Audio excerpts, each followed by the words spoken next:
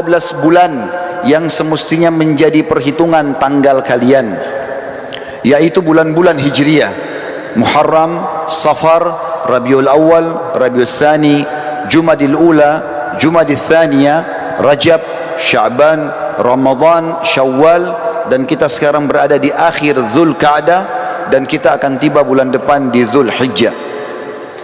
Sesungguhnya bulan-bulan itu sudah Allah tentukan dari semenjak penciptaan langit dan bumi. Di antaranya ada 4 bulan yang dimuliakan. Assalamualaikum warahmatullahi wabarakatuh. Alhamdulillahi wassalatu wassalamu ala rasulillah ma ba'du. Alhamdulillahirabbil alamin. Sahabat konten Islam yang berbahagia, semoga di hari ini kita dalam keadaan sehat walafiat. Amin ya rabbal alamin. Baik sahabat konten Islam yang berbahagia, kali ini kita akan mendengarkan ceramah dari guru kita Ustadz Khalid Basalamah. Semoga beliau dalam keadaan sehat. Kita akan mendengarkan ceramah dari beliau tentang keistimewaan di bulan Zulhijjah. Apa sajakah keistimewaan di bulan Zulhijjah? Baik, kita simak saja video dari beliau. Semoga bermanfaat.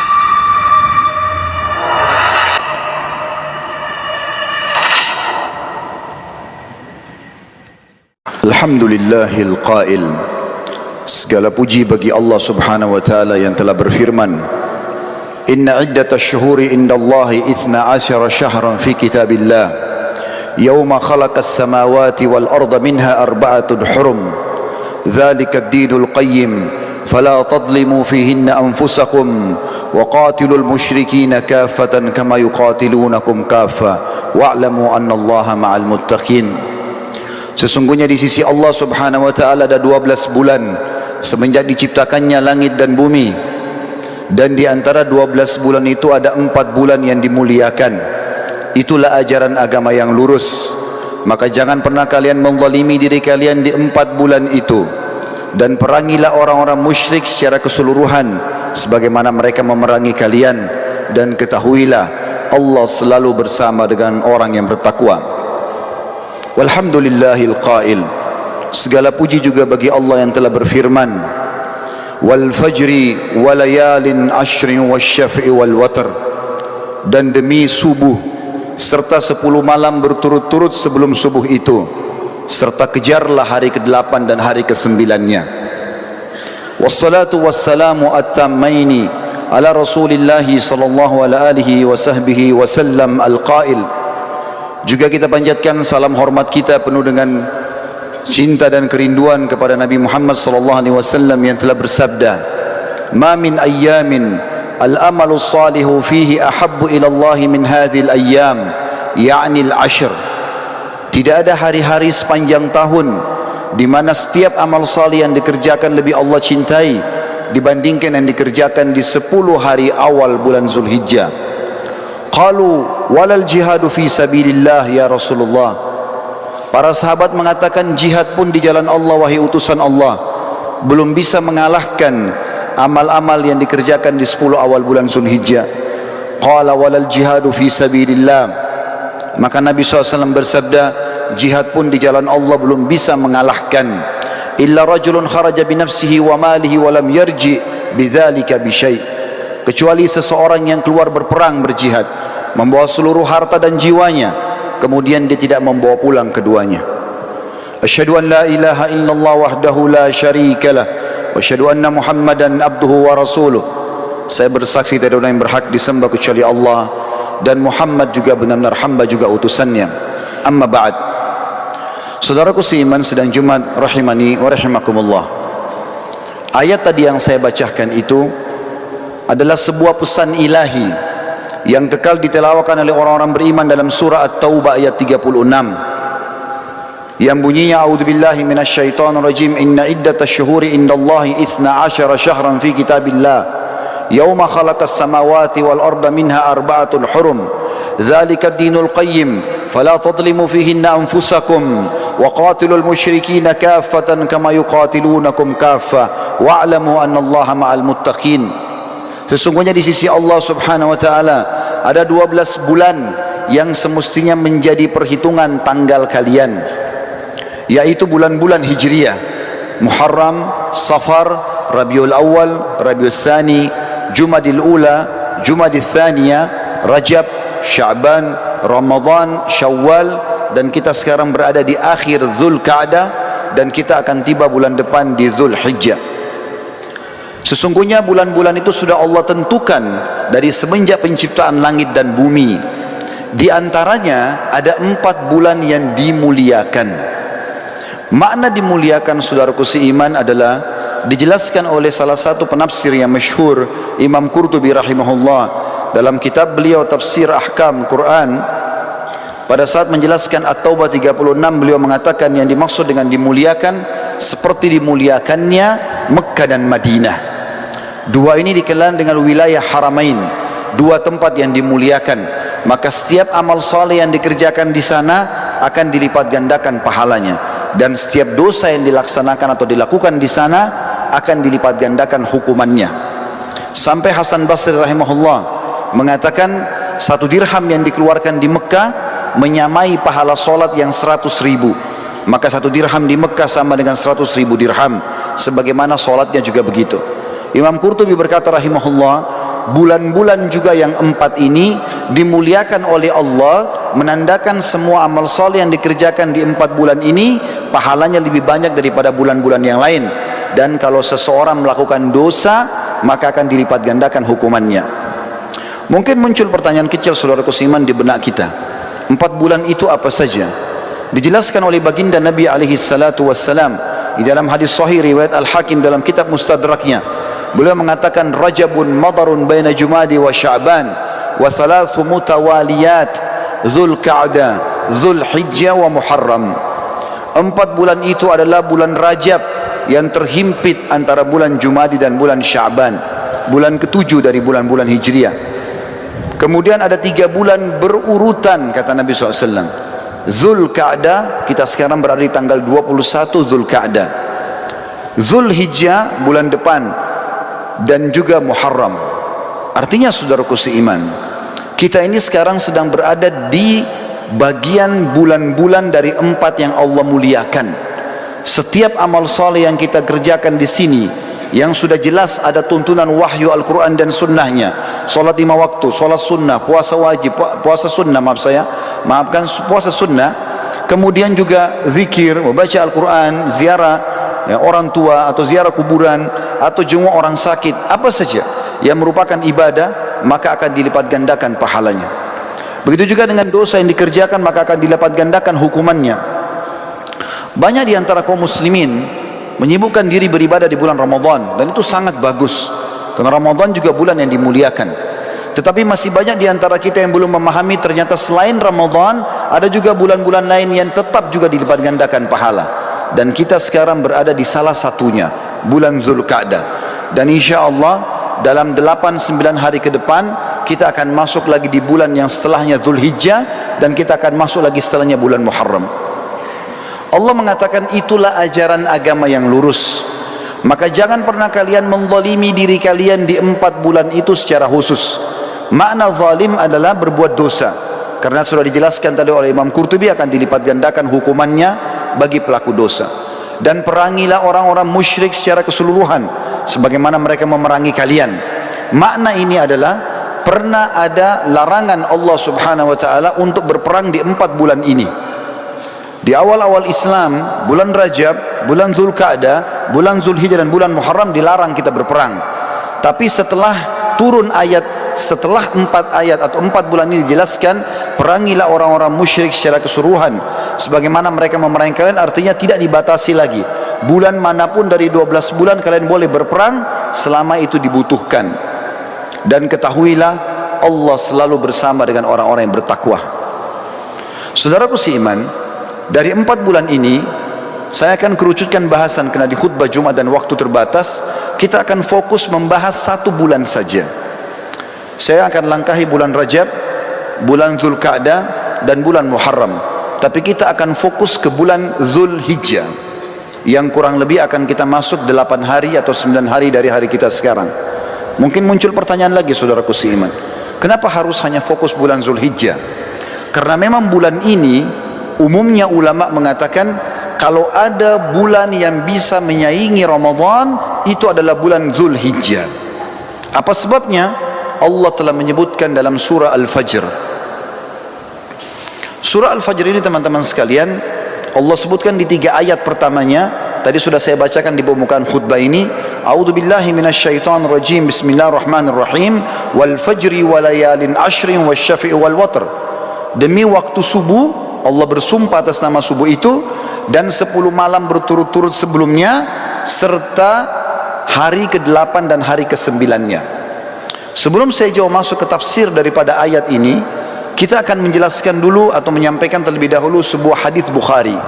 Juga sudah saya bacakan di awal pembukaan khutbah, di mana pimpinan kita dan guru kita semua, suri tauladan orang-orang beriman Nabi besar Muhammad sallallahu alaihi wasallam telah bersabda, "Ma min ayyamin al-amalu salihu fihi ahabbu ila Allah min hadhil ayyam, ya'ni al-ashr." Tidak ada hari-hari sepanjang tahun di mana semua jenis amal saleh, mau wajib atau sunnah, lebih Allah cintai. Makna Allah cintai, lebih besar pahalanya, lebih afdal, ya. Dan ini lebih mudah mendekatkan diri kepada Allah subhanahu wa ta'ala dibandingkan semua jenis amal saleh yang dikerjakan di 10 awal bulan Zulhijjah. Maka para sahabat penasaran, lalu mereka bertanya, "Walal jihadu fi sabilillah ya Rasulullah?" Bagaimana dengan berperang di jalan Allah? Meninggalkan istri, meninggalkan anak, meninggalkan pekerjaan, pergi ke medan perang, bisa dibunuh oleh musuh, bisa dipotong tangannya, bisa tertawan, bisa disakiti. Apakah itu juga belum bisa mengalahkan amal walaupun sunnah yang dikerjakan di 10 awal bulan Zulhijjah? Maka apa jawaban baginda Nabi SAW? Walal jihadu fi sabilillah. Jihad pun di jalan Allah belum bisa menyamai pahala walaupun amal sunnah yang dikerjakan di 10 awal bulan Zulhijjah. Lalu beliau menutup hadisnya sambil mengatakan, "Illa rajulun kharaja bi nafsihi wa malihi wa lam yarji bidzalika bi syai'." Kecuali satu keadaan, kalian bertanya kepadaku tentang masalah orang berjihad atau apalah jihad, maka aku akan jelaskan. Pahala jihad yang bisa mengalahkan amal sunnah di 10 awal Zulhijjah itu adalah kalau seseorang keluar membawa seluruh hartanya. Dia punya tabungan 1 miliar, dibawa semua ke medan perang untuk beli senjata, membiayai perang dan jihad di jalan Allah. Dia pun membawa jiwanya, lalu dia tidak membawa pulang keduanya. Artinya hartanya habis diinfakkan semuanya, dia pun terbunuh mati syahid. Barulah sama pahalanya dengan amal sunnah yang dikerjakan di 10 awal bulan Zulhijjah. Garis bawahi saudaraku seiman, hari ini kita 21 Zulqa'dah. Artinya 9 hari dari sekarang, kurang lebih kalau saya tidak salah tanggal 11, ya, atau tanggal 11 dari Agustus ini, karena kita Idul Adha kurang lebih tanggal 22 Agustus, maka tepatnya nanti 11 Agustus kita akan masuk di 1 Zulhijjah. Ini hari-hari emas, jangan sampai luput karena datangnya cuma setahun sekali. Kita kembali kepada tafsir surah Al-Fajr. Untuk menjelaskan surah Al-Fajr, teman-teman, saya akan susunkan beberapa amal yang sangat ditekankan di 10 awal Zulhijjah. Puncak daripada amal ibadah di sini adalah ibadah haji. Karena ibadah haji dikerjakan dari tanggal 8 Zulhijjah sampai 13 Zulhijjah. 6 hari ini adalah 6 hari ibadah haji. Dari 6 hari ini ada 2 hari hukumnya sunnah, ada 4 hari hukumnya wajib. Yang sunnah hari pertama tanggal 8 Zulhijjah, dan hari terakhir tanggal 13 hari terakhir hari tasyrik. Ini sunnah. Tanggal 8 dikenal dengan hari tarwiyah. Makna tarwiyah dalam bahasa Arab adalah orang membawa air lalu menyiramnya di padang pasir sehingga padang pasir itu dari panas menjadi dingin. Itu bahasa Arabnya tarwiyah. Dinamakan tarwiyah karena di lokasi Mina pada saat jemaah haji masuk tanggal 8 Zulhijjah, di zaman dulu itu kering sekali. Bahkan sampai sekarang masih terlihat padang pasir dan juga panas. Maka dinamakan dengan tarwiyah. Jemaah haji disunnahkan masuk hari tarwiyah ke Mina, kemudian mereka memakai baju ihramnya, sholat duhur asar jamak qasar takdim, kemudian mereka duduk berzikir, beribadah, mendengarkan ceramah sampai maghrib dan isya. Mereka juga menjamak maghrib sama isya, ditakdim isya di waktu maghrib, kemudian di qasar waktu atau sholat isyanya saja jadi 2 rakaat. Menginap sampai besok pagi. tanggal 9 Zulhijjah ini dikenal dengan hari Arafah. Jemaah haji pergi ke Arafah, kemudian mereka ibadah di situ dari waktu duha, duhur asar mereka jamak qasr takdim, kemudian mereka tiba sampai maghrib. Solat maghribnya sunnahnya ditakhir, diterlambatkan di daerah Muzdalifah. Setelah itu besok pagi tanggal 10 di Muzdalifah sunnahnya mereka menginap. Hari raya Idul Adha tanggal 10 Zulhijjah. Di situ mereka melakukan salah satu dari 3 kegiatan. Kalau sudah dilakukan, jemaah haji boleh bertahallul mencukur rambutnya. Yang pertama mereka berkurban, yang kedua mereka jumrah aqabah atau melontar, dan yang ketiga adalah mereka tawaf ifadah, tawaf wajibnya haji. Kalau sudah selesai mereka sudah boleh cukur rambut dan ganti baju ihram menjadi baju biasa. Setelah itu mulai tanggal 10 dikenal dengan hari Adha, hari Nahar, ya. Itu kemudian mereka nginap di Mina sampai tanggal 12. Kalau mau nafar awal, yang pertama meninggalkan dulu, ya, bisa keluar dari Mina setelah itu menyelesaikan haji, atau kalau yang mau nafar thani tetap tinggal sampai tanggal 13-nya. Di sini mereka jumrah kecil, sedang, besar, atau jumrah sugra, wusta, dan kubra. Setelah itu baru selesai hajinya. Ini ringkasan ibadah haji, dan teman-teman suatu tidak asing dengan keutamaan haji. Yang sangat mulia adalah hadis Nabi SAW, siapa yang haji tidak rafath. Tidak rafath itu tidak mengucapkan kalimat syahwat kepada selain pasangan halalnya, cinta, rindu, sayang kepada selain pasangan istri atau selain suami. Siapa yang haji tidak rafath, tidak fusuk, berbuat kejahatan. Masuk dalam fusuk juga adalah memeluk, salaman, ciuman dengan selain mahramnya. Kemudian tidak jidal, berdebat-debat dan bertengkar di musim haji, maka dia akan pulang seperti baru dilahirkan oleh ibunya. Juga sabda Nabi SAW dalam hadis Bukhari Muslim, dua-duanya hadis sahih, yang tadi juga yang sebelumnya hadis Bukhari Muslim, kata Nabi SAW, umrah ke umrah pengampunan dosa di antara keduanya, dan haji mabrur yang mengikuti syarat dan rukunnya tidak ada balasan kecuali surga. Ini puncak ibadah. Ibadah yang kedua, saudaraku seiman, adalah bagaimana seseorang berpuasa selama 9 hari dan sholat malam selama 9 malam itu. Kok bisa? Dari mana dalilnya? Surah Al-Fajr tadi. Allah berfirman, saya ulangi kembali ayatnya, A'udzubillahi minasyaitonirrajim, wal fajr, demi waktu subuh. Saya tafsirkan sekarang. Waw ini teman-teman dikenal dengan waw kasam dalam Al-Quran atau dalam bahasa Arab. Seperti kalau kita mengatakan wallahi, demi Allah. Allah kalau bersumpah dalam Al-Quran dengan menggunakan waw ini, berarti yang datang setelahnya informasi penting yang harus diperhatikan. Mirip dengan firman Allah yang lain, wal asr, demi waktu. Maka di sini juga Allah mengatakan wal fajr. Fajr teman-teman, kalau tidak pakai alif lam dalam bahasa Arab, maka terjemahannya waktu subuh. Tetapi dalam bahasa Arab ada lagi sebuah retorika yang, atau dalam grammar bahasa Arab namanya alif lam mu'arraf. Alif lam memperkenalkan sesuatu. Misal begini, kalau saya sedang janjian dengan seseorang di masjid ini misalnya, saya mengatakan ayo kita janjian ketemu di masjid Az-Zikra. Contoh, kalau saya dengan teman saya tidak mau lagi menyebut nama masjid Az-Zikranya, saya cukup mengatakan ayo kita ketemu di Al-Masjid.